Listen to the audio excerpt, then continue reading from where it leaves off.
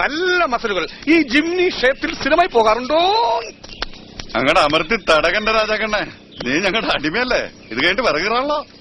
ഇനി മുതൽ ഇവന്റെ പേര് രാജാക്കണ്ണൻ എന്നല്ല, അടിമക്കണ്ണെന്നാണ്. എടാ അടിമക്കണ്ണ, നീ എങ്ങനെയാടാ ഇവിടെ എത്തിയത്?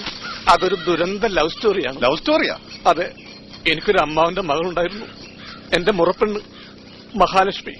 എനിക്ക് ഈ വിശപ്പിന്റെ അസുഖമുള്ള ആളാണേ. ഒരു ദിവസം അമ്മാവന്റെ വീട്ടിൽ ചെന്ന എനിക്ക് ഇച്ചിരി മീൻ കൂട്ടി ചോറിനൊന്നൊരു ആഗ്രഹം ഉണ്ടായിരുന്നു. എന്റെ ആഗ്രഹം സാധിക്കാൻ വേണ്ടി മാർക്കറ്റിൽ മീൻ വാങ്ങാൻ പോയതാ മഹാലക്ഷ്മി ഒരു തമിഴിലോരിടിച്ച് മരിച്ച്.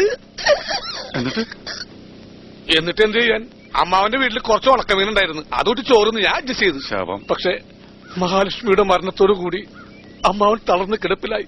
അതോടെ ആ കുടുംബത്തിന്റെ ചുമതല മുഴുവൻ എന്റെ ഈ തോളിലായി. അതെനിക്കിഷ്ടമില്ല. അന്ന് രാത്രി അമ്മാവന്റെ പെട്ടിലെ കാശടിച്ച് ഞാൻ സ്ഥലം വിട്ടു. ഞാൻ ഇത് തെറ്റാണോ?